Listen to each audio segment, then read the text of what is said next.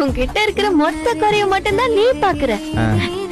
உன்கிட்ட இருக்கிற ஒரே ஒரு நல்ல குணத்தை மட்டும்தான் நான் பாக்குறேன். அதனாலதான் உன்னை எனக்கு ரொம்ப பிடிச்சிருக்கு. உங்கள மாதிரி பசங்களதான் பொண்ணுங்களுக்கு பிடிக்கும் தெரியுமா?